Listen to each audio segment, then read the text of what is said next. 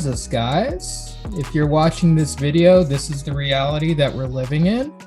Matt Madrid is not here tonight, unfortunately. I'm sure he would give a lot of great dialogue, but we're going to fill you in on something he sent us. But yeah, we're we're in a bad spot right now with our program. And if you're watching this video, I'm sure you already know that. But we're going to kind of fill you in on our thoughts, kind of unpack the shit show that is our program, and I guess touch a little bit on West Virginia, but not too much. This is going to be pretty free flow. Like this is like online therapy, basically. Welcome to your doctor visit with Matt Myers and myself. So keeping it pretty lax and everything. But if you're watching and you're new and you like this content, please consider subscribing. It really helps us grow. I see that we got like 10 subscribers since our last video, which amazes me. But thank you for those that did subscribe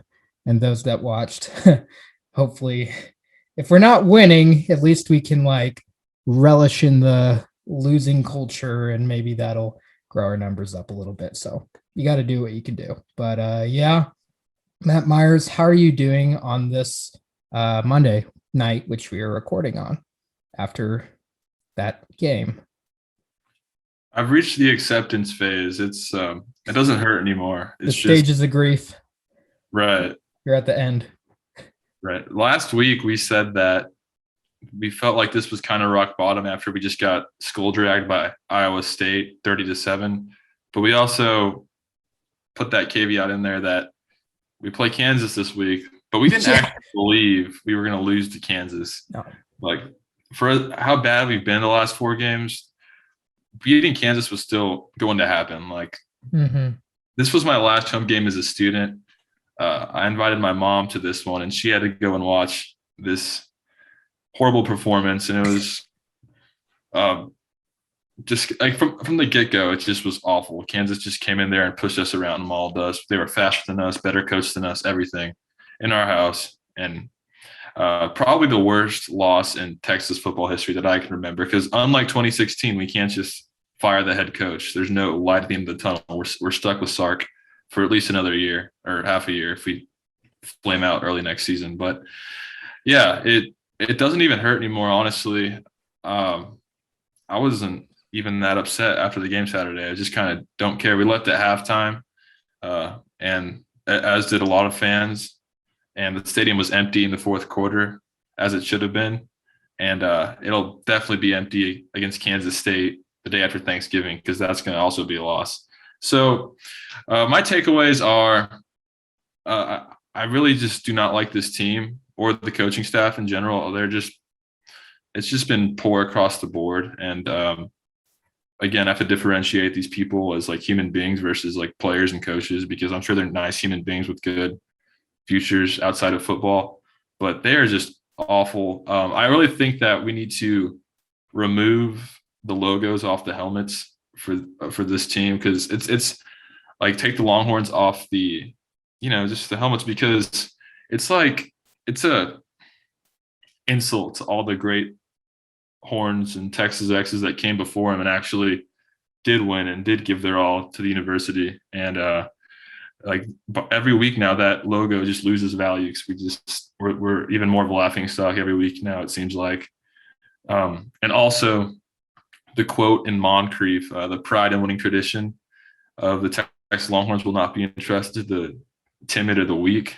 They definitely need to get rid of that as well, because it's been entrusted to the timid and weak for quite a while now. And there's no end in sight. It's actually getting worse, which is depressing. And I know I'm coming off as like doomsday, everything is awful, really depressing. And I'm sorry, I'm not pumping Kool-Aid like through my veins right now, but this was the worst loss in Texas history, arguably, and this is the worst season we've had record-wise since the 50s. So this is pretty much like I'm allowed to play the devil's advocate in this scenario. So it all falls on Sark, but I'll leave it at that. We'll expand on Sark and the game in a little bit, but let me pass it back to you, Trevor.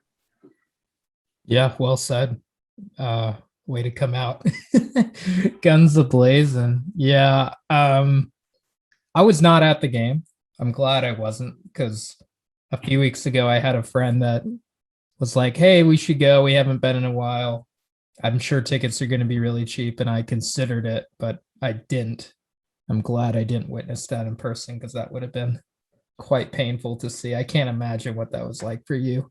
But I was at like a sports bar here in Austin, and I sent out a tweet.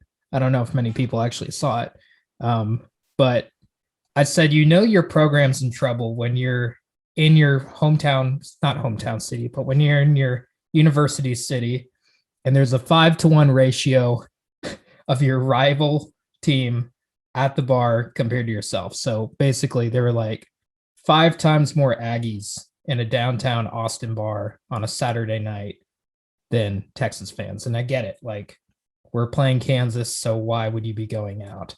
And A&M was playing Ole Miss, which is a great matchup.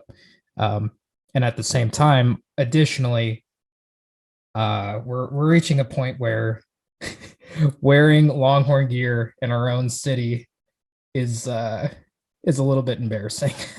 So those two factors aside, it's still not a good sign to see that. And it was indicative of it when I watched the game. I was glad that I was at a place where at least I was with friends and socializing, and the focus wasn't the game. It was more of like something in the background that I was like kind of watching. Um, that made it better. But yeah, it was bad. First half, I couldn't believe it.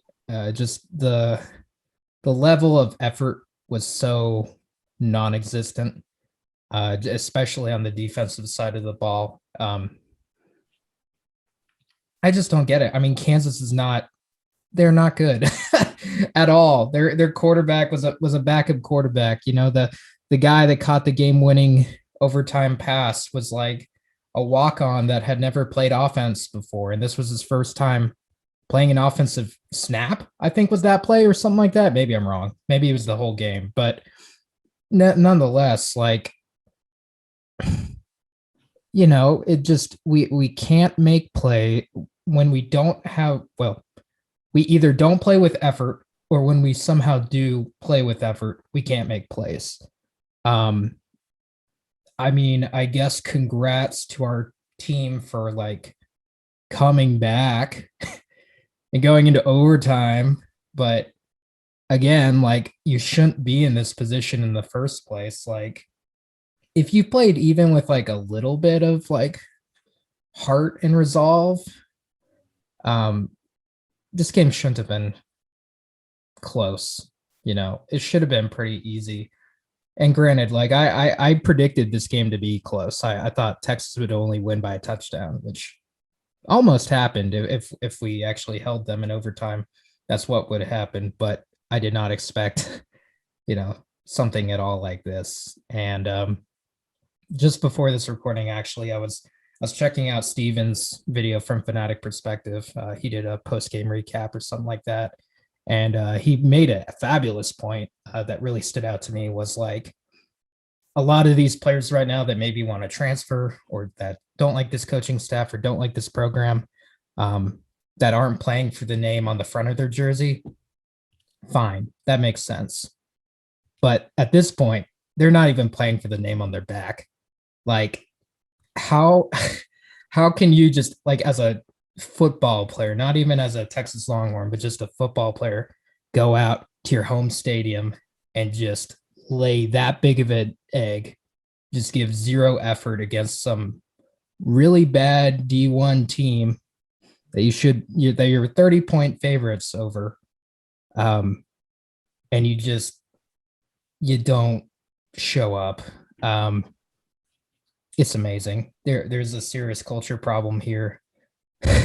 Coming off of that Bo Davis speech on the bus, and our fan base kind of rallying around it. I mean, we saw, Twitter all week was a joy leading up to this game, just seeing all the Bo Davis memes and pictures and shirts and stuff like that. But yeah, at the end of the day, the players with their actions basically said, yeah, screw that. Like, who cares? I don't, whatever, you know? So Yeah, it was embarrassing to watch. I mean, like I said, like the slightest tip of the hat for coming back down, what, like 21, 24, whatever it was. Like, congrats. Have a chocolate kiss, for as your reward for coming back against Kansas and putting it into at least overtime. But even then, just couldn't make the play at the end of the day to win the game, and the better team won. At least on that day, better team won, and the team that wanted it more won. So, congrats to KU. Congrats to that walk on. I didn't write down his name. I should have, but yeah.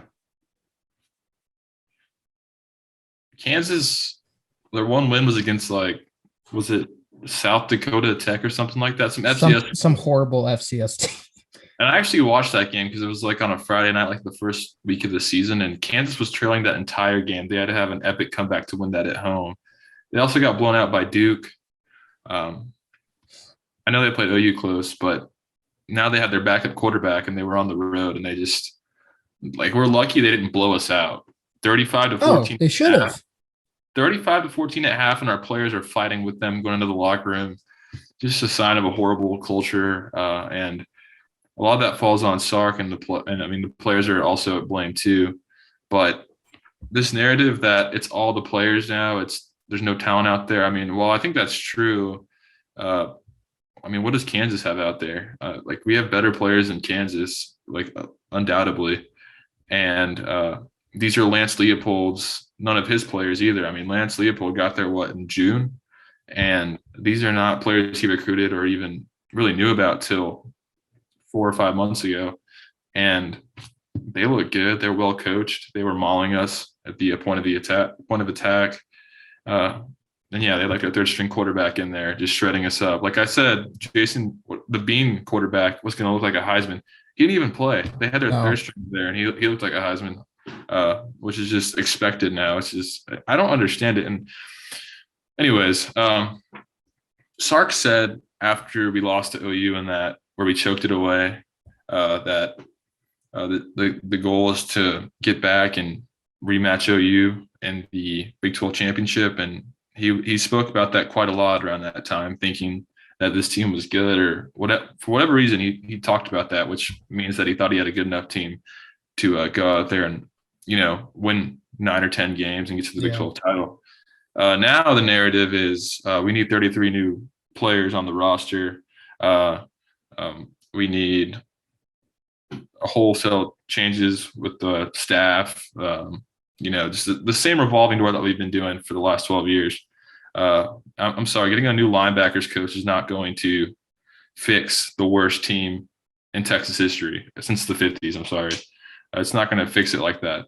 Sark has to look in the mirror and really just figure out how to be a better coach, more of a CEO type. His body language on the sideline does not look great. He just seems very timid and not very in control of the moment, whereas other coaches are out there, their presence is felt. They're yelling, they're everywhere. Sark doesn't really have that demeanor right now, and we saw how that played out on Saturday. But yeah, Sark as a head coach has never won more than 8 games in a regular season. I know he was at Washington and he did build up a horrible program, so I give him props for that. But what's concerning is just the lack of improvement week to week. We're getting worse week to week. The players are giving less effort week to week. And also Sark is 0-20 now when trailing at the half. So I don't know if L-Type and his crew were aware of that when they hired him, but that's a really big red flag, the lack of adjustments that he's shown historically and is continuing to show week to week. And then also taking out Casey Thompson after he finally got comfortable and threw a touchdown pass. You put in Hudson Card and 14-point swing, or maybe even more. I mean, he gave up 14 points on that sack fumble and that horrible pick six, which really just put the game in a horrible spot for us, where it was a huge uphill battle from there. So definitely should have kept Casey in the whole game. I mean, hindsight's 2020, but I don't know why Sark can't settle on a quarterback in week 10. But yeah, he said in his press conference that was his plan. That was his game plan, that on the third drive he'd put in Hudson. But why. Don't Yeah. put him in unless there's a reason to. Like that, there, unless Casey, I guess, was still dealing with that thumb injury. But I mean, Casey played a decent game. Like he was throwing the ball pretty well. So I don't. I'm sure his thumb was bothering him at this point. Like it's going to bother him for the rest of the season. It's going to be an issue. Um, but I don't think that this was the game that you just had going into the game that you were like, yeah, this is we're playing both guys. Like, don't put them in unless you really need to, or we have a comfortable enough lead, to do that. And get a lead on Kansas early, and then once we have the game secured it by halftime, then put in Card. I get that. That makes sense, but you don't need to. I don't get that. I don't get a lot of the things that Sark and the staff have done, to be completely honest, and that's one of many mistakes, in my opinion. Yeah, when you're down 14-0 to Kansas at home, you throw the whole game plan out and do what you have to do to win the game. You don't just start trying to get all the players in. And our defense still rotates players every play, and they look gassed and lost, and there's no continuity out there. I don't know why PK insists on doing that still. I actually don't think we should fire PK. A lot of people want him to be the scapegoat all of a sudden. I mean, that was Sark's hire after like 3 other DCs turned us down. I don't want a coordinator gone. Yeah, I mean, like I said in the last episode, we've had so many damn coordinators over the past, since I've been a fan of the University of Texas. I feel like every other year we get a new coordinator on the defensive and offensive side of the ball, and it shows.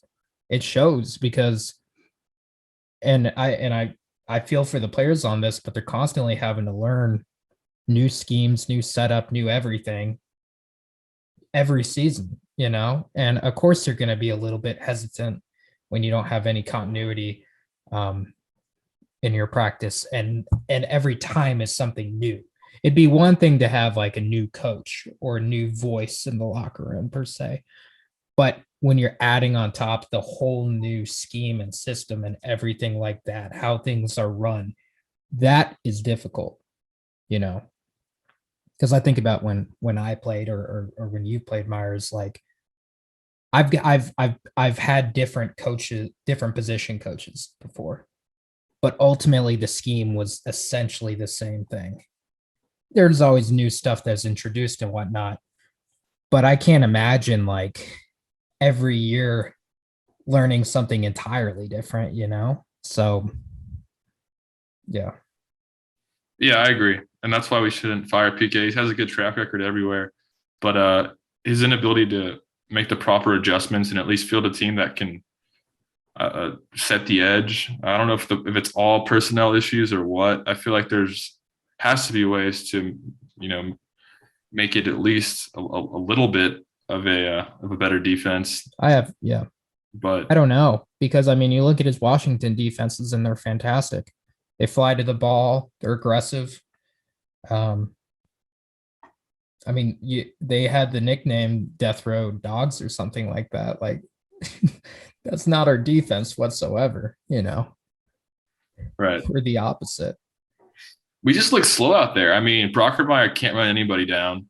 Everybody runs past him. And then our D linemen, whenever they do get pushed, they're always outran by the running backs or the quarterbacks to the corner, and they end up gaining like 10 yards. And then our DBs are always playing soft coverage. I mean, I don't know why we don't just decide to take more risks and blitz and look for turnovers and big plays, because with the way our offense is, it'd be more supportive to complementary football. Well, not having long defensive drives where they get gassed. You want to either get scored on or get off the field as fast as possible so you can get the offense back on the field. So I feel like we do blitz a healthy amount though, but we can never get home. Yeah, that's true. The issue. We blitz, and that sacrifice that leaves an open man, in turn, and it results in a big gain more times than not. That I've seen that really a lot these past few years, even with Herman's staff, where I feel like we blitzed a fair amount, but just never, ever, ever could get home. So right.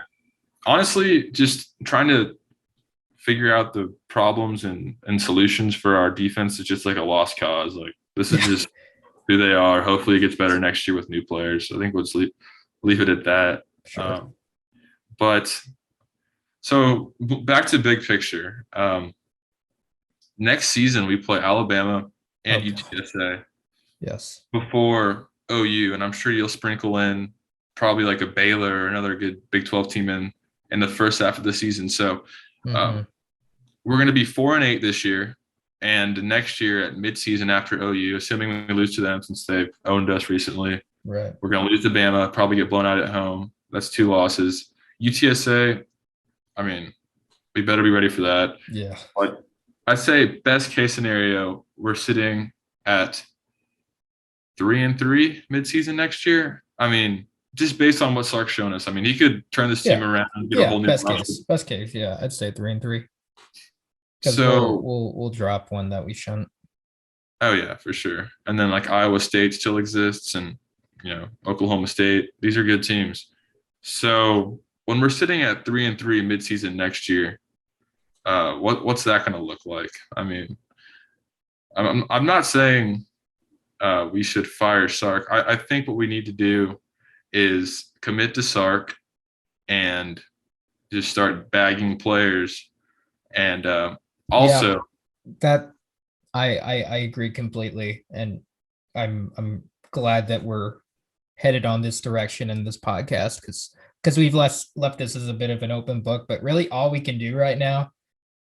Sorry to move back, but looking at this season ahead, these coaches, like, I don't care about you as coaches anymore. I care about you guys as recruiters. Like, next 2 games, we can do whatever the hell we want. We're going to lose anyway. So, like, put your extra time into recruiting and somehow getting talent to this university, because I don't know how you're going to do it. If I were a recruit, I'd be very skeptical, very hesitant. Maybe Texas would be, my number 2, number 3 choice. Like, it could be a bridesmaid pick, like we've been for so many recruits over the past, really since forever, But I think that's paramount. It's just landing recruits and building relationships, if anything. And because, I mean, when he hired the staff, one talking point that we said really all spring was like, oh, these are also good recruiters. Like, these guys land guys. They have the good relationships. They have the SEC ties for a lot of them. Pac-12 ties for like Coach K, who PK, not Coach K. Coach K is gone from Duke, but you get my point. Like, and the Pac-12, like we got really all regions of the country are representative with some coach on this staff, which is good because it's not just Texas that has great players. You get that in a lot of the South, and the Northwest really does have a lot of good talent, as you've seen from like these Oregon and other teams that actually have a fair amount of talent. So I think we can recruit out of state pretty well, and that might have to be kind of like what Herman did. That might have to be a focus going forward for a little while, because A&M is just going to eat up Texas players. Same with, Alabama's and the Ohio States and them. Texas doesn't have, much appeal in state at the moment, nor has it really for a while.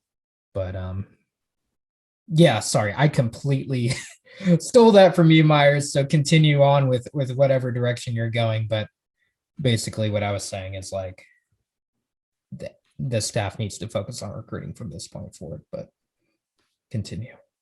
Right. So I agree. We need to definitely up the ante and recruiting and everything, because it's going to come down to the players we have next year on the roster to determine how Sark's fate goes. Because let's be honest, if next year it's the same crap, he's not going to survive it. I mean, no. like we're so impatient now, and we have a right to be. It's been 12 years of garbage. So, um, yeah, I think what we need to accept is yes, Tom Herman needed to go. That guy was, it had stalled out. He had lost the locker room. Recruiting was broken after we missed on Urban.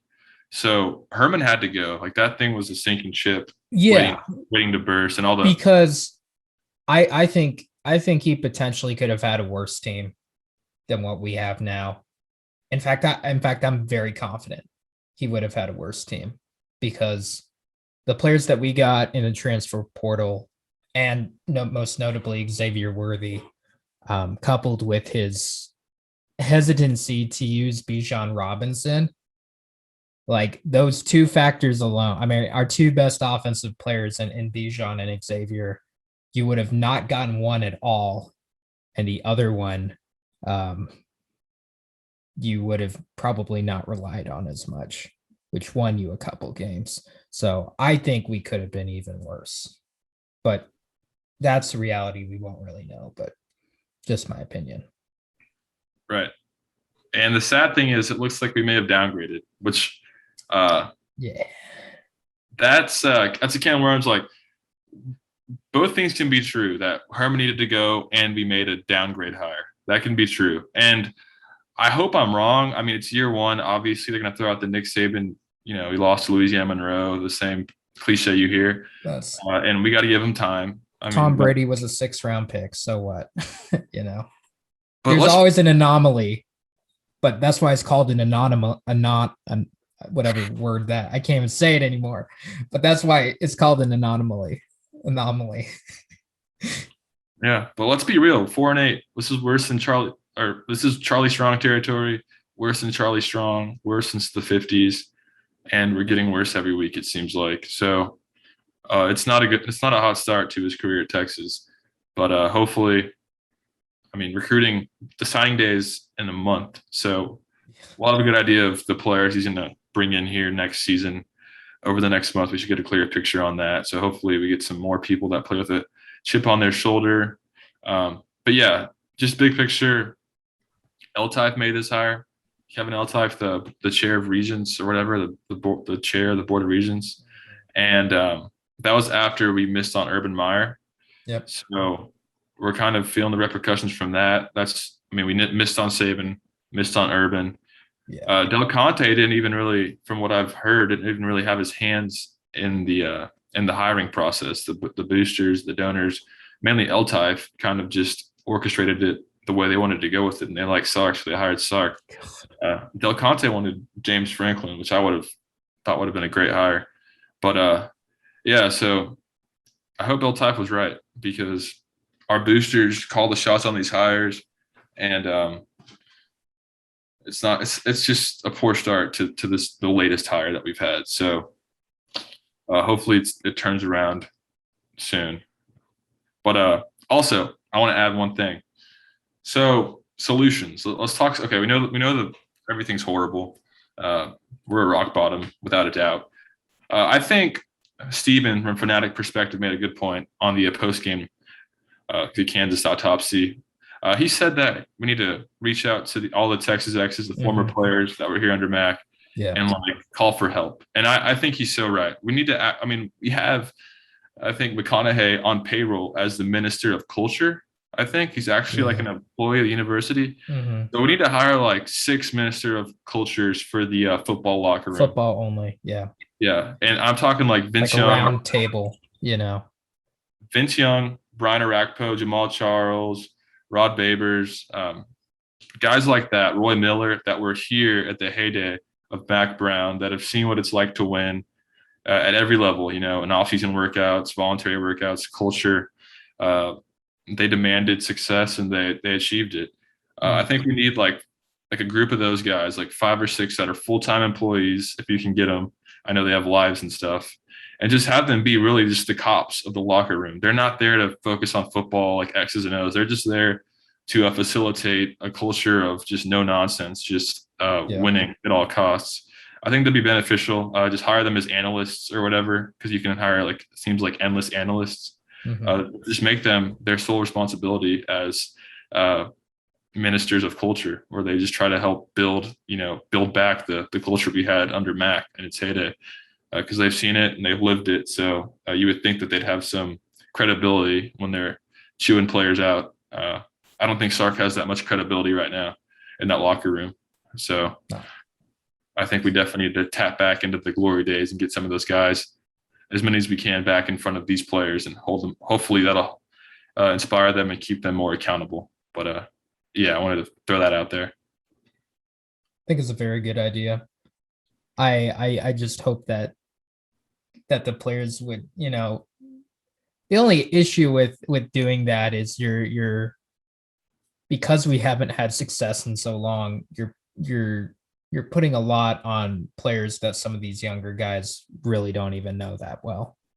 Like think of it, for like some of these like freshmen, this is like we're definitely older than like some of these freshman players. Not by a ton, but you get the point. That's like, think of like the 90s Nebraska Cornhuskers were speaking to us.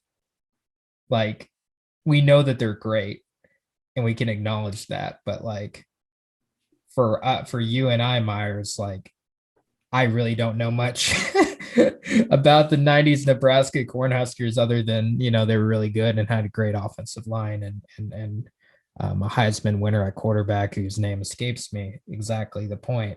So yeah, so my only fear in that is, and this is also, key in getting the right guys into the locker room, and not really what we have now for the most part, is will they actually learn and respect and listen to these former players that maybe they don't even know that well, in terms of like they didn't even really watch them because they were too young,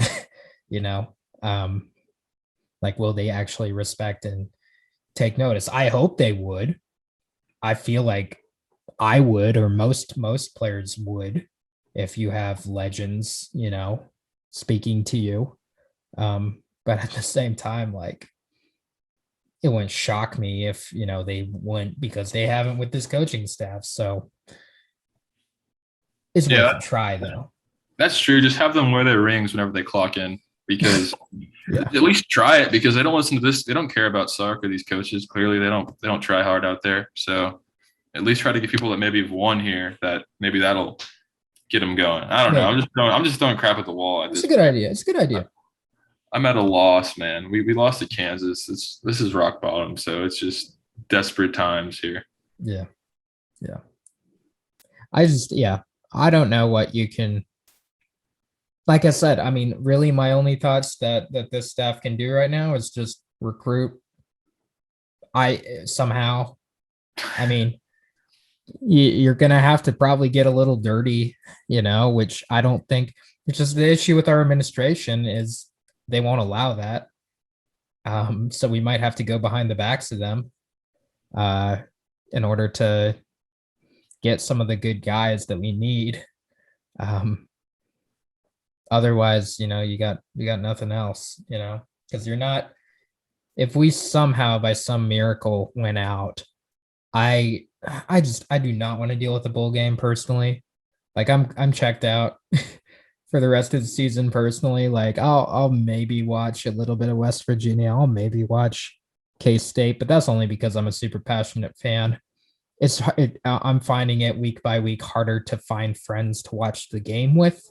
No one gives a crap, to be honest. And I guarantee you, even if we won 2 games and got to the Texas Bowl or whatever week bowl game we get to,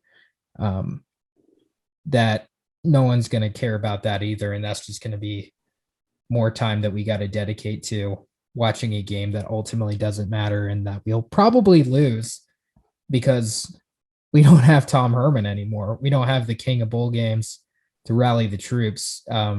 This team to me is the opposite in that regard. The big games we seem to not get up for, generally speaking, and get upset. Games that are on the road in hostile environments like Arkansas and Iowa State, both of them blowouts. I feel like a bowl atmosphere is potentially, I could be wrong, but potentially similar to that in the fact that it's a big game, but so it wouldn't shock me if like this team is awful in a bowl game environment. Also, because we've lost 5 straight. So why should we expect them to be good in a bowl game environment? But nonetheless, I don't think at this point, like I don't hope that we lose out, but like at the same time, I kind of don't want us to win out and get to a bowl game. So we got to continue to suffer along and follow this team to a useless bowl. But maybe that's just me being too pessimistic. I don't know your thoughts, but that's kind of how I feel after a Kansas loss. That's like the apathy and the numbness setting in. Like, yeah, I'd rather just get this season over with and move on to the next one because it's not worth our time and like the stress at this point because 4-8, 4-6, whatever it is, it's just we don't need this. Like, I don't need this. I'm gonna watch. Obviously, not healthy. I'm gonna support the team, but like the passion has been like taken out of me at least this season. I'll be drinking the Kool-Aid in the off season per usual, but. Man, yeah, I could care less about the toilet bowl right now. So, and we won't make a bowl. We might win. We might beat Kansas State at home. I don't see us winning at West Virginia at all. No, might be a blowout again if we don't come out with some sort of life. So, yeah, that's where we're at. Yeah. So Matt Madrid, he couldn't make it tonight, but he did send us something that we want to read. Myers, do you want to read it off I have it in our Google Doc if you have it in front of you. Otherwise, I can read it off. You read it off. I don't have it right in front of me. Okay. So Madrid wanted to be here, but he couldn't because of law school. But he sent us this message in quotation marks. So this must be very much kind of his thoughts. And we wanted to give him the platform to say what he wanted since he can't be here. But quote, "You can't get more rock bottom than this. This is the worst loss I've ever witnessed in my life and probably the worst loss in UT's history. Just the utter lack of urgency and situational awareness is astounding. What bugs me the most is our so-called players don't seem to try and our lesser players give their all, but that's just not enough. Kansas caught us at the right time. Props to them." That's true.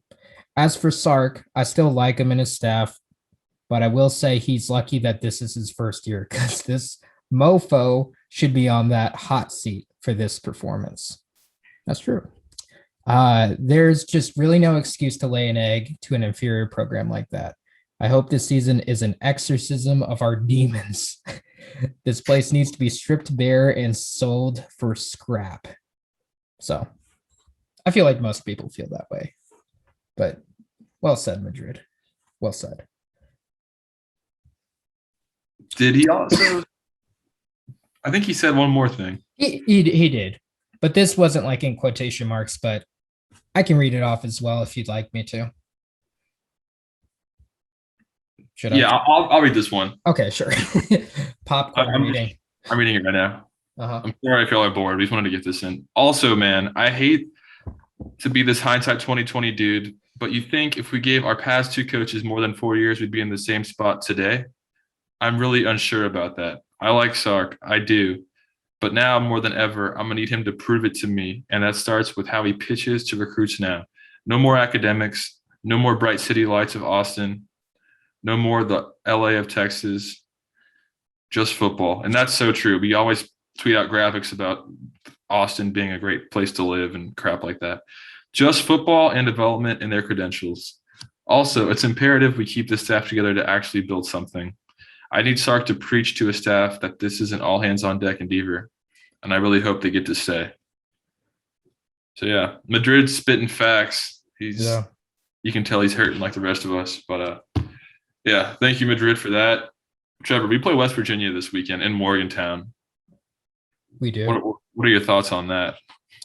Well, we have not touched on that both Bijan Robinson and Josh Thompson, not Joshua. Well, maybe that's his name. Full name. They're out for the season with injuries. And I know that Roshan's been battling turf toe. And I know that our running back room in general has been very spotty. Keelan should be back, I believe, from his COVID illness thing. And then why the heck am I forgetting our fourth string running back? Jonathan Brooks is not going Brooks. Yeah, he's hurt too. So the running game is the only aspect of our offense that I feel somewhat good about. I know that Xavier Worthy is a baller, and if we get the time to pass, that we can beat teams with the passing game. Issue is West Virginia's got a great defensive line that's going to bully the crap out of our offensive line. The Stills Bros are going to have a field day. I can promise you that. And our pass production has not been stellar all season, been far from it. So couple that with the fact that we're having running back deficiencies for the rest of the season, I think we're going to lay an egg. Just my thoughts. I mean, there's a chance, I guess, that we'll do well, and apparently there's talks that maybe Whittington can be back for this game. Why? Don't waste this. I do not want him re-aggravating an injury. Like, dude, just take the rest of the year off and just come back one more year next year, and give it one last shot. I don't know why. Do not rush this guy for some meaningless crap games. Like, I know that he's like one of your best players and you have to, but like, don't. For why? There's no reason. We're not playing for the Big 12 championship or anything of note. So that's my thoughts. Defensive side of the ball, I don't know what we're going to get.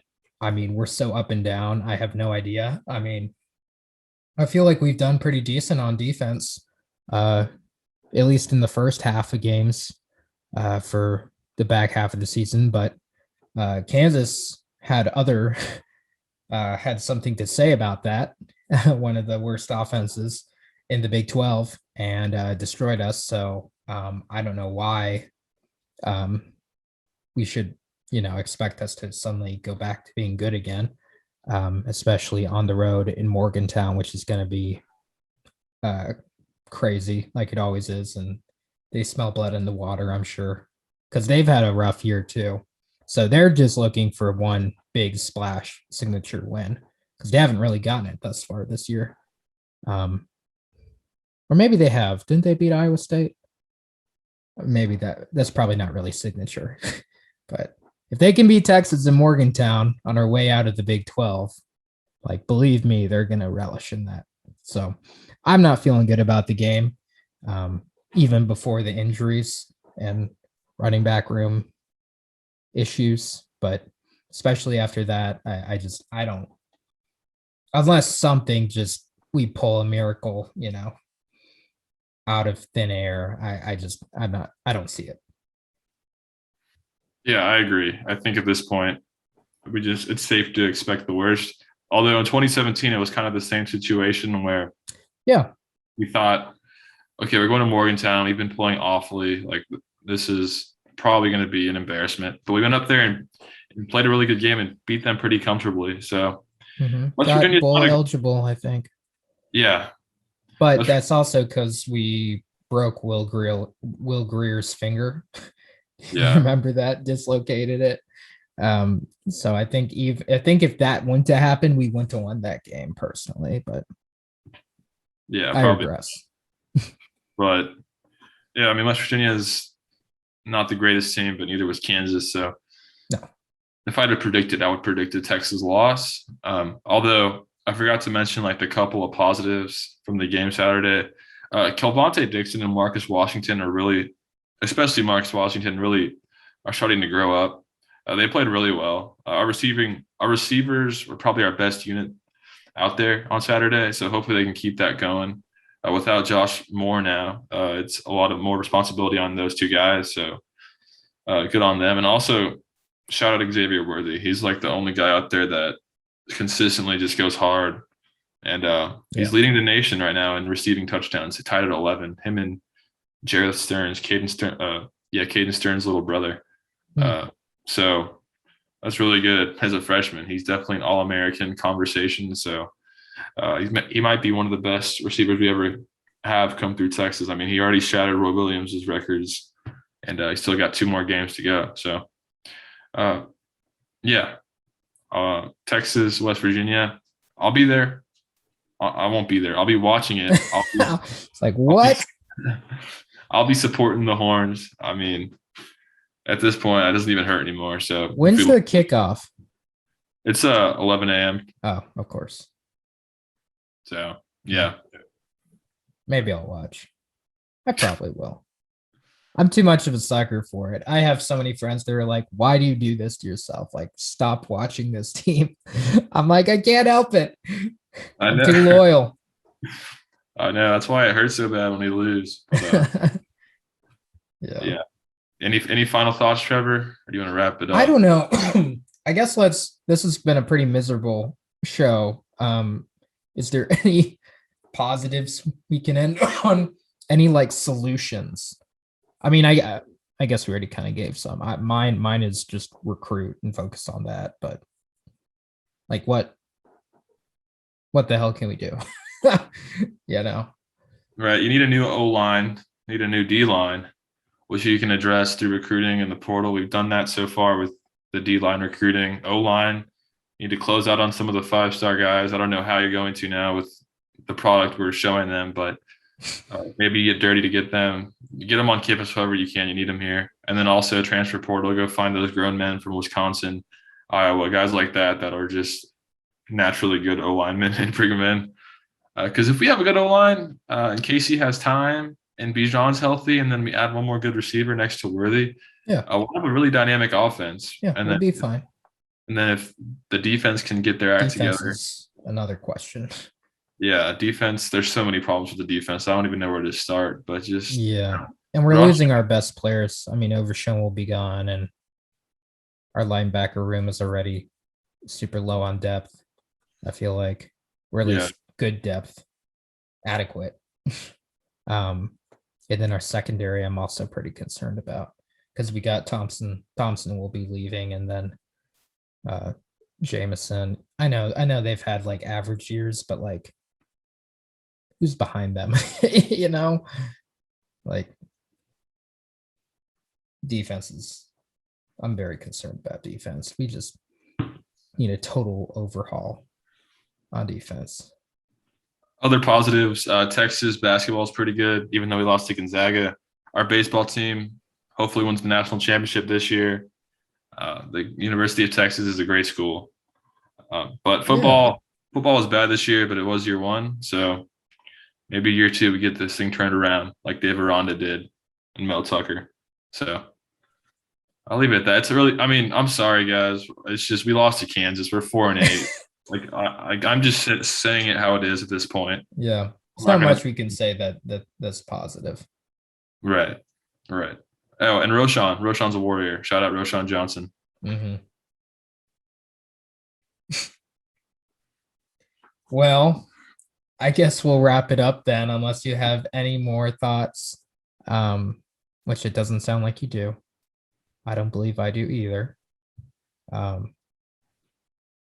Anything or no? Texas 28, West Virginia 35. Oh yeah, score predictions. Oh gosh, I haven't even prepared remotely for this. Let me pull up West Virginia's average score. What are they averaging?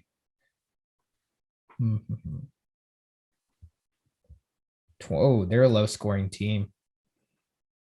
They're allowing 24 and scoring about 26. So yeah, this will be a boring game, I bet. We'll do West Virginia 30, Texas 21, 30-21. West Virginia. What did you say? Did you say the same? 35-28, West Virginia. Okay. So party on, Morgantown. Yeah, burn some couches up there. So yes, sir.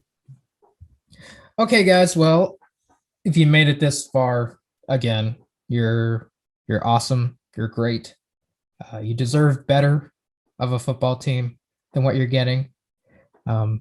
So maybe go watch another team. Have you? It's always good to have your secondary team as backup during times like these. For me, fortunately, I'm a Dallas Cowboys fan, and we're finally doing good for the first time in what feels like 5 years. So, regardless, thanks for watching. Thanks for your support and your subscription. If you choose to subscribe, we're going to continue, I guess, kind of making videos, but it'll be pretty lax until some good news actually comes our way and we can talk about something exciting. But for now, we're in the dog days, and Texas lost to Kansas. So, with all that said, we're still putting our horns up, still making videos. Y'all take care. Thanks for watching.